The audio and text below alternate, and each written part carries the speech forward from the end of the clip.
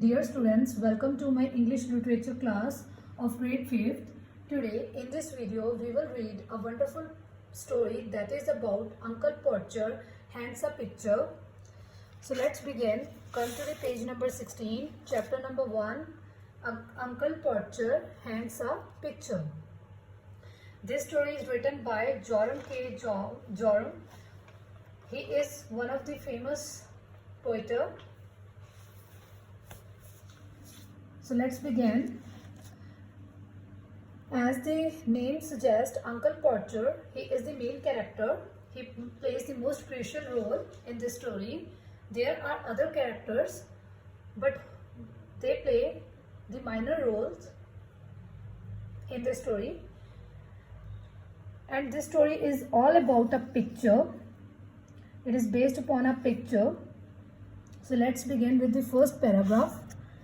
You never saw a commotion up and down a house in all your life as when my Uncle Porcher undertook to do a job. A picture would have come home from the framemaker waiting to put up, and Aunt Porcher would ask what was to be done with it, and Uncle Porcher would say, "Oh, you leave that to me, I will do all that." So ये जो first paragraph है इसमें क्या है कि uncle पॉर्चर उसने जो picture का टास्क था वो ले लिया था उसको लगाने का, और जो आंट पॉर्चर थी उसके घर में एक फ्रेम मेकर आया तो आंट पॉर्चर ने बोला अंकल पॉर्चर को कि मैं उसको क्या बोलूं, तो अंकल पॉर्चर कहता just leave it on me, मेरे पे छोड़ दो, I will do all that, मैं सब कुछ कर लूंगा, तुम मेरे पे छोड़ दो, I will hang the picture. And then he would take off his coat and begin. He would send the girl out for some nails and then one the boys after her to tell her what size to get. So first of all he sent one girl to bring the nail. Definitely without nail you cannot hang the picture. Nail के बिना हम picture को hang नहीं ना कर सकते. तो पहले उसने एक गर्ल को भेजा. Again he send one more person, उसने एक और पर्सन को भेजा ताकि वो बताए कि मतलब उसको बताने के लिए कि कौन से साइज का नेल चाहिए. So in this way he send two person to bring the nail. So again उसके बाद क्या हुआ, now you go and get me my hammer. Again he send one more person to tell to bring the hammer. Hammer क्या होता है, tool होता है जिससे पिक्चर को हैंग किया जाता है, हेल्प होती है पिक्चर को हैंग करने के लिए. He would shout, and you bring me the rule, Tom. I shall want the stepladder, and I had better have a kitchen chair too. And Jim, you run round to the Mr. Googles and ask him to lend us his spirit level. And Maria, hold me the light. When the girl comes back, she must go out again for a bit of picture code. And Tom, you come here. I shall want you to hand me up the picture. तो दोबारा से जब एक और person उसने higher किया कि hammer लेके आओ, तो जो वो हैमर था ले आया और उसके हाथ में मिस्टर अंकल पॉर्चर के हाथ में हैमर जब आया उसके बाद क्या हुआ, उसने टॉम को बोला कि तुम स्टेप लैडर उसको चाहिए कि तुम वो लेके आओ. फिर वो कहता कि मेरे किचन में की जो चेयर है वो बेटर है, उसके ऊपर मैं खड़ा होके पिक्चर को हैंग कर लूंगा. और उसने एक लड़की को भी भेजा कि वो लाइट को पकड़ के रखे और जो पिक्चर कोड है वो लेके आए. पिक्चर कोड क्या होते हैं, कुछ स्ट्रिंग्स होते हैं जिसके साथ पिक्चर को हैंग किया जाता है, कि वो लेके आए. और जो टॉम है वो उसकी हेल्प करेगा, उसको पकड़ाएगा, जो पिक्चर है जो उसने हैंग करनी है वो उसको पिक्चर को पकड़ाएगा. तो he has recruited so many person for a simple task. And then he would lift up the picture and drop it and it would come out for the frame and he would try to save the glass and cut himself. जो picture थी उसके बीच में glass लगा हुआ था, उस glass को बचाने के लिए फिर वो क्या हुआ, जब वो पिक्चर को लगाने लगा था तो उसके हाथ पे जो ग्लास था वो लगा. And then he would spring around the room in pain. उसको फिर बहुत पेन हो रही थी. looking for his handkerchief. वो अपने handkerchief को देख रहा था.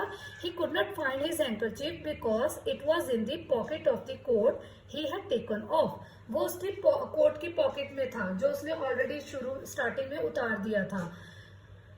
And he did not know where he had put the coat, and all the house had to start looking for his tools. उसको पता ही नहीं था कि उसने वो कोट कहाँ पे उतार के रख दिया, और जो सारा घर था ना उसका कोट को ढूंढने के लिए और उसके टूल्स को ढूंढने के लिए लगा हुआ था.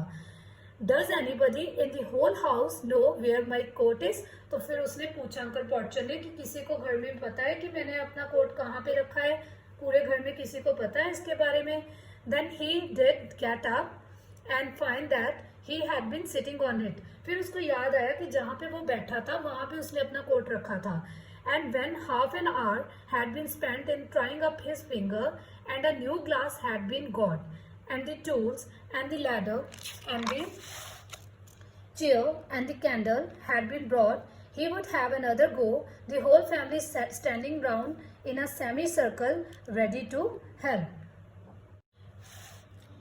जब उसके फिंगर में इंजरी हुई थी, मतलब चोट लगी थी, तो उसको ठीक करने में हाफ एन आवर लग गया.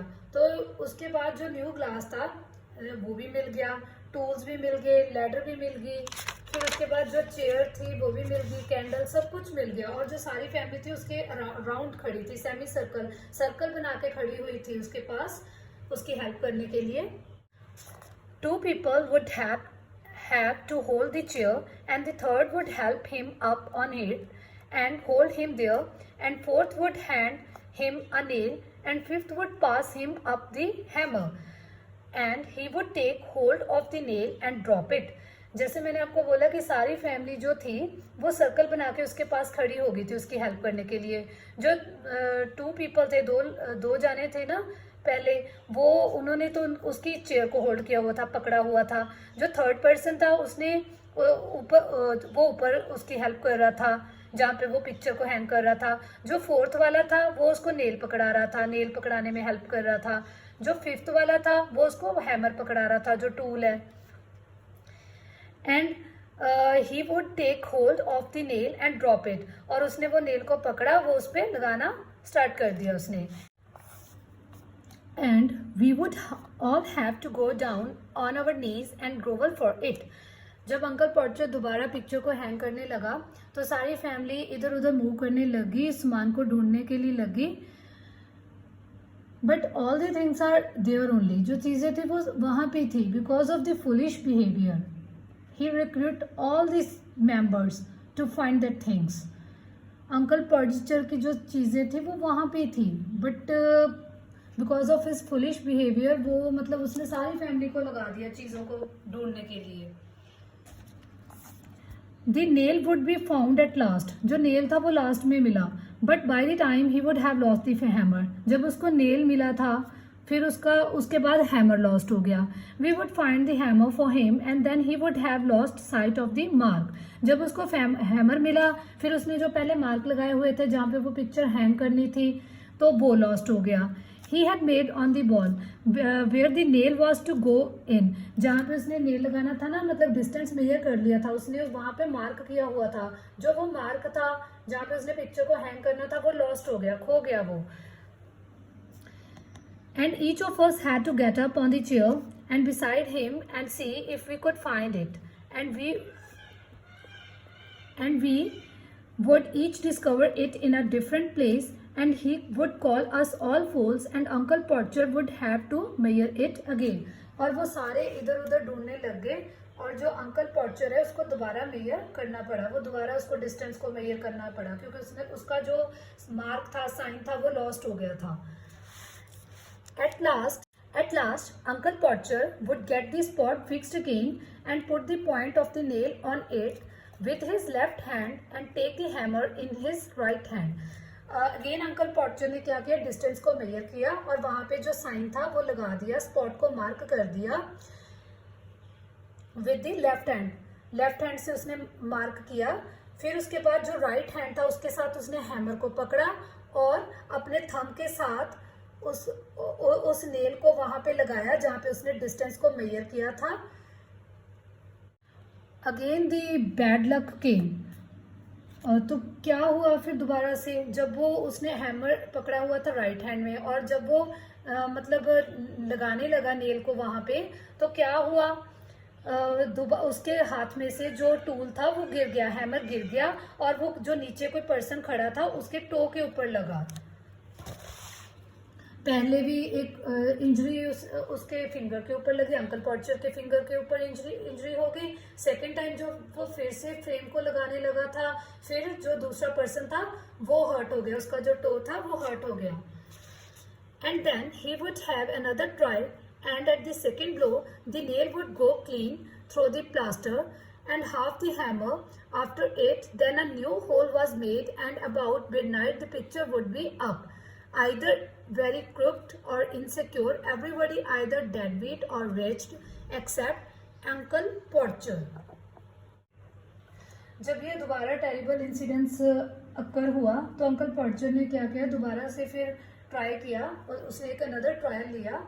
After taking the two many trials he was successful in hanging the picture, पर जो उसके फैमिली मेम्बर्स थे वो बहुत अनहैप्पी थे, वो इनसिक्योर फील कर रहे थे, सेफ नहीं लग रहा था उनको, क्योंकि पहले उसने खुद इंजरी मतलब उसके होगी फिंगर के ऊपर, फिर उसके बाद दूसरे पर्सन के ऊपर होगी, तो वो सभी डरे हुए थे और वो रिच थे, वो हैप्पी नहीं थे।